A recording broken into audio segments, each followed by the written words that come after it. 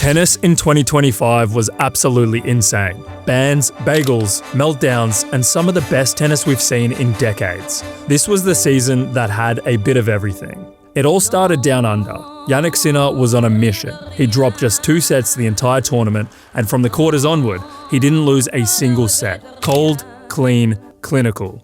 It was the kind of run that makes you think he's about to own Melbourne for the next decade. Meanwhile, Alcaraz's struggles in Melbourne continued, still yet to make it past the quarters, the one major he just can't figure out. Right after that dream run, Sinner was banned until the Rome Masters. Tempistica interessante.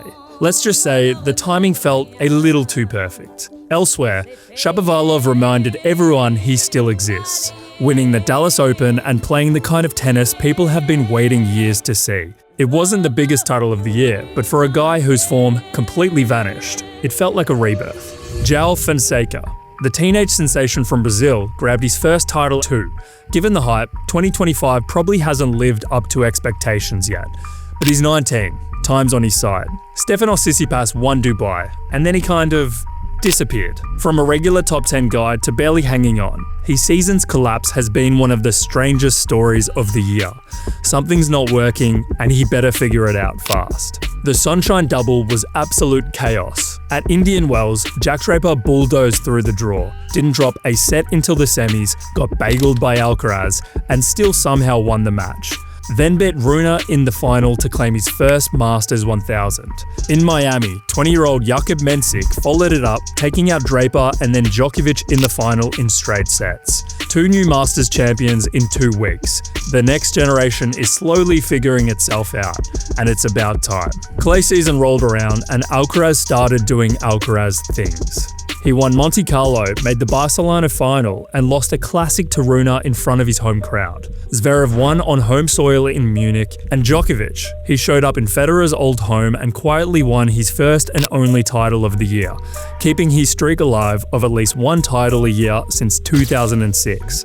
Praise the Lord. Then came the French Open, where the final was easily the best match of the year, and honestly, it might be the best match of the decade. Alcaraz vs Sinner, 5 sets of absurd shot making, swings in momentum, both guys running on fumes. Alcaraz took it in the end, but it felt like neither of them really lost. It was a match the whole world stopped for. If you didn't love tennis before, you probably did after. Grass season rolled around and Taylor Fritz decided to make his stand. He won Stuttgart, Eastbourne, and suddenly looked like a legit Wimbledon threat. Then Alexander Bublik reminded everyone what chaos looks like.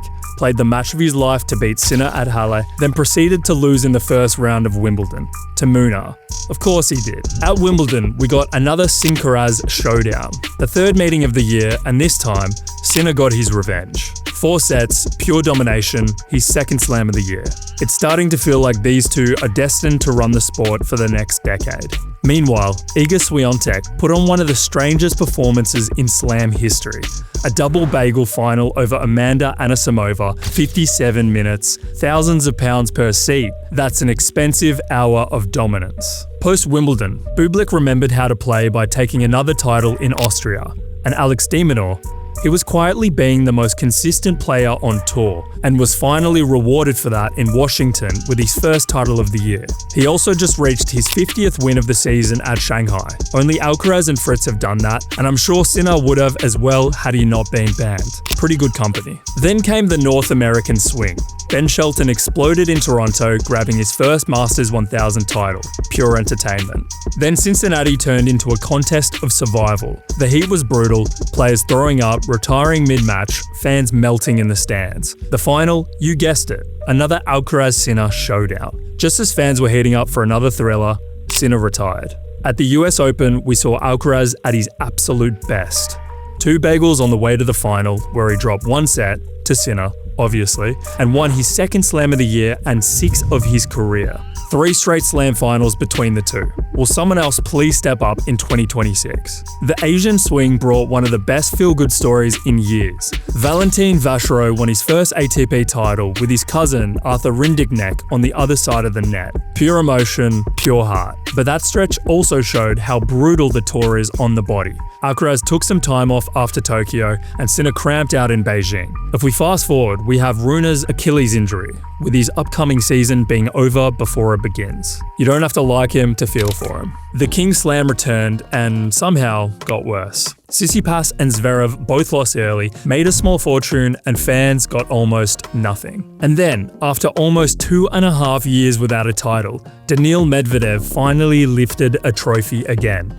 After a lackluster season where he has lost in the first round at 3 out of the 4 slams, it's good to see him back in the winning column. Sure, it was a 250, but a win's a win. A new revelation has been Mute. Flashy, unpredictable, and occasionally unhinged. But at least he's bringing some fresh chaos back to tennis. Now, as we close the year, all eyes are on Paris and the ATP finals. If Sinner and Alcaraz both play, you already know the likely outcome. Another final, another showdown, with Sinner having the edge on indoor courts. Fresh champions, rivalries hitting new peaks, and possibly the start of a new golden era. Hopefully the best is yet to come. What was your favourite moment of 2025? Let me know in the comments below.